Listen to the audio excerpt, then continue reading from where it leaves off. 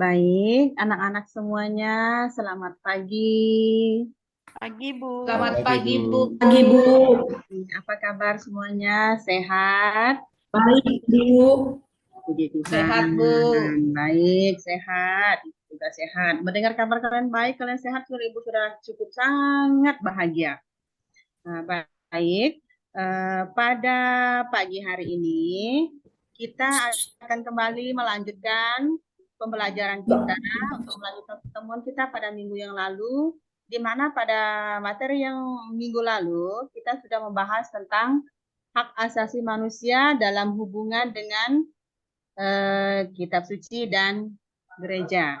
Nah, sekarang kita akan melanjutkan pembahasan kita tentang mengembangkan budaya kasih.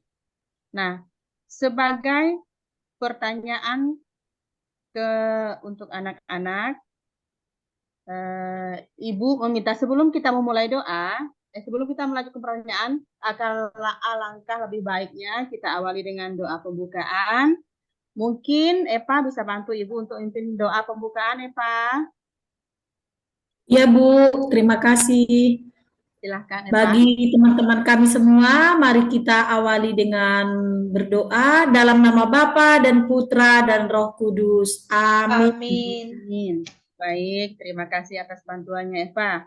Nah, sekarang sebelum kita melanjutkan pertemuan kita pada pagi hari ini, di mana materi kita pada hari ini yaitu membangun hidup yang bermartabat, dan tema yang akan kita bahas pada hari ini yaitu tentang budaya kasih. Nah, mungkin di antara anak-anak sekalian atau murid-murid sekalian, kalian pasti tentunya sudah sering mendengar tentang budaya kasih. Kasih itu kalau kita pahami, kita ketahui kasih itu bukan antara suami dan istri, antara pasangan yang sedang mencari jati diri, tetapi kasih itu juga harus kita ungkapkan kepada sesama, kasih kepada diri sendiri. Makanya di dalam kitab suci selalu dikatakan, kasihilah sesamamu manusia seperti dirimu sendiri. Nah, di dalam materi pada hari ini, kita akan membahas tentang, melihat dulu tentang kompetensi dasar. Di mana pada kompetensi dasar ini, peserta didik mampu memahami makna, mengembangkan budaya kasih, dan pada akhirnya dapat menjadi agen dalam pengembangan moral hidup Kristiani di dalam masyarakat. Nah, di sini juga kita melihat, nah setelah kita melihat indikator, kita akan lanjutkan dengan materi berikutnya, yaitu, nah indikator pembelajarannya yaitu, di sini peserta didik menyadari pentingnya mengembangkan budaya kasih. Nah, budaya kasih, menurut pemahaman kalian, budaya kasih itu seperti apa? Mungkin ada yang bisa bantu menjawab. Tolong menolong, Bu. Baik, tolong menolong. Habis itu apalagi? Kasih tanpa batas. Iya. Nah, sekarang yang berikutnya. Tidak Menjelaskan tawuran. kasus-kasus yang bertentangan dengan budaya kasih, kekerasan, dan bully di sekitar kita. Nah, di sini apakah anak-anak pernah menyaksikan kasus pembulian? Biasanya di sekolah tempat kita, contohnya sering terjadi kasus pembulian. Ya, nah habis itu peserta didik mampu menjelaskan budaya kasih berdasarkan kitab suci pada Injil Matius 26 ayat 23 sampai 36. Habis itu peserta didik mampu menghayati dan merumuskan cara mengatasi kekerasan menjadi budaya kasih. Nah, dalam materi pada hari ini yang akan kita bahas yaitu bagaimana cara kita mengembangkan budaya kasih. Nah, di sini sebelum kita melangkah lebih jauh tentang menghayati atau memahami tentang materi budaya kasih, di sini dulu Ibu akan mengajak anak-anak semuanya untuk melihat bagaimana atau apa saja bentuk-bentuk kekerasan dan yang harus dihindari untuk mengupayakan hidup yang bermartabat. Nah, contoh. 1.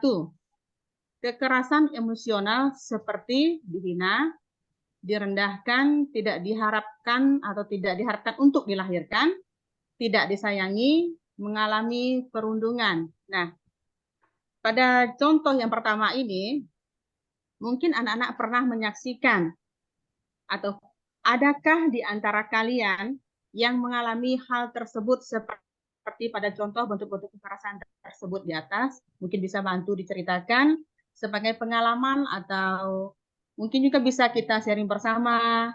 Nah, bagaimana cara mengatasinya? Mungkin bisa ada yang bisa membantu Ibu untuk menjawab pertanyaan ini atau untuk menjelaskannya. Seperti apa misalnya? Bagaimana Alpon bisa bantu Ibu? Yang emosional, Bu. Iya, yang nomor 1, contoh kekerasan Iya, atau itu yang sering saya lihat di televisi itu loh, Bu. Kadang ada bayi yang dibuang, ditemukan, atau aborsi. Itu mungkin juga barangkali bentuk kekerasannya yang dilakukan saat ini. Ya, nah banyak juga selain kita lihat di televisi, mungkin karena anak-anak atau kalian sekarang lebih asik dengan handphone, dengan dunia-dunia maya. Nah, di situ juga banyak hal-hal yang dapat kita perhatikan, kita temui. Nah, bahkan ada yang bisa kita lihat, kita saksikan secara langsung seperti kejadian di sekolah kita. Kan sering banyak terjadi kasus bully membuli, kesetaraan gender hanya gara jenis kelaminnya seperti laki-laki dia dibully, hanya gara-gara jenis kelamin dia seperti apa, gaya dia seperti perempuan lalu dibully. Nah, itulah yang ingin Ibu ajak kalian di sini untuk belajar memahami apa sih sebenarnya arti budaya kasih dalam hidup kita. Nah, selanjutnya berkaitan dengan kekerasan seksual. Kekerasan seksual yang dibagi menjadi kekerasan. Nah, seksual, misalnya kekerasan seksual seperti apa? Mungkin Ibu mungkin Depide bisa bantu Ibu untuk menjelaskannya. Ya, Bu. Menurut saya kekerasan seksual itu bisa dilihat misalnya ketika ada seorang perempuan atau gadis muda yang cantik atau seorang perempuan lah istilahnya lewat, terus ada beberapa orang pemuda yang menggoda, Bu, dengan mungkin bersiul seperti itu. Menurut saya itu juga termasuk, Bu, meskipun tidak melalui tindakan, cuma secara verbal, kan melalui tindakan perkataan mereka sudah menunjukkan itu kekerasan seksual. Ya, betul. Mungkin Haryono atau Mariantoni, Eva bisa mendapatkan jawaban ini.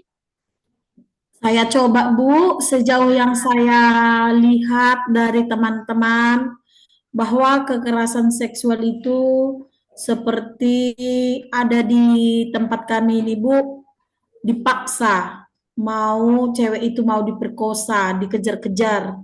Nah, bahwa itu merupakan salah satu kekerasan seksual, Bu. Terima kasih.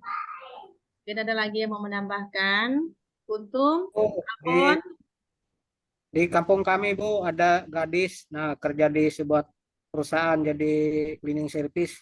Jadi oleh kekerasan dilakukan oleh pihak yang karyawan yang boleh dikatakan dia sebagai trainer karyawan, dia melakukan boleh dikatakan ya kekerasan seksual dan akhirnya dia dipecat dari perusahaan itu karena tidak memberikan teladan bagi karyawan di tempat dia bekerja karena dia seorang trainer. Jadi anak itu yang menjadi korban. Jadi meresahkan warga sekitar. Iya. Terima kasih, Bu. Ya, baik. Terima kasih anak atas jawabannya. Semua jawaban itu benar, baik. Nah, dari jawaban teman-teman kalian tadi, kalian juga bisa melihat jadi bagaimana sebetulnya bagaimana cara kita mengembangkan budaya kasih dan apa sebab dan akibat jika kita tidak mengembangkan budaya kasih. Nah, seperti contoh di dalam kitab suci pada Injil Matius bab 26 ayat 47 sampai 56, di situ mengajarkan kepada kita untuk selalu berbuat kasih. Contohnya, Yesus selalu mengajarkan kepada kita untuk mencintai musuh-musuh dengan sikap yang tulus. Ajaran dan ajakan ini membudayakan kita untuk memiliki kepedulian terhadap kasih serta merangkul dan memaafkan yang membenci kita. Budaya kasih ini untuk lebih melihat sesama manusia sebagai bagian dari diri kita dan ciptaan Tuhan. Maka kita harus mencintainya. Jangan ribut, Nah, Pak. di dalam Injil ini juga mengajarkan kepada kita apa yang akan kita lakukan atau apa yang akan kita perbuat seperti yang diajarkan oleh Yesus kepada kita. Mungkin anak-anak bisa bantu Ibu untuk mendalami atau untuk memberi contoh seperti apa yang bisa kita lakukan seperti yang Yesus lakukan ini. DPD mungkin bisa bantu Ibu? Ya, Bu. Menurut kitab suci Injil Matius ini mau menyampaikan kepada kita yaitu supaya kita tidak membenci musuh-musuh kita, Bu, atau tidak membenci orang yang pernah menyakiti kita. Seperti itu, Bu. Nah, di sini juga menanggapi kasus-kasus yang bertentangan dengan budaya kasih, seperti kekerasan. Mungkin, ayo Alfon, kamu pernah enggak membuli kawan di sini atau kawannya beragama lain? Pernah Bu, pernah. Nah, bagus. Jujur pernah Bu. Jujur. Eva, gimana? Kamu pernah enggak menendang kawan-kawan yang sering mau ganggu kamu, Eva? Pernah, Bu. Nah, bagus. Itu harus dilakukan. Bukan Ibu mengajarkan kalian untuk berbuat tidak baik, tapi itu untuk salah satu cara untuk membela diri. Kalian tahu kita di sini di siswa di SMK ini melihat sedikit keanehan saja mereka sudah mulai bertingkah yang aneh-aneh ya. Itulah kawan-kawan kamu di sini, Eva, Kuntum, Alpon ya. Tolong berhati-hati dengan yang seperti itu. Bukan berarti harus dijauhi, tetapi didekati dan tolong rangkul mereka bagaimana caranya memperlakukan kawan itu dengan baik dan benar. Nah, sebagai bahan refleksi, apakah ada kesulitan dalam pembelajaran tentang materi ini? Tidak, Bu. Ada Bu. Kalian? Tidak ada, Bu. Tidak ada, Bu. Tidak ada, Bu. Tahu, biar kita bahas bersama-sama ya. Nah, sebagai bahan permenungan atau bahan refleksi bagi kalian sebelum kita menutupi pembelajaran ini, Ibu memberi kalian penugasan untuk persiapan melaksanakan materi pada minggu lalu tentang hidup milik Allah. Memeriksa waktuku. Nanti kalian tolong membuat mungkin sebuah rangkuman atau membuat 2 atau 3 contoh pertanyaan tentang materi minggu depan, yaitu tentang hidup itu milik Allah. Ibu tunggu tugasnya pas pertemuan minggu depan. Nah, untuk tugas yang pada hari ini, apakah ada yang mengalami kesulitan, atau apakah ada yang merasa sudah lapar, sudah haus, ingin istirahat? Iya, Bu. Nah, di sini doa Santo Fransiskus Asisi bisa kalian baca sendiri ya. Nah, Siap, Bu. jelas mengajarkan kepada kita.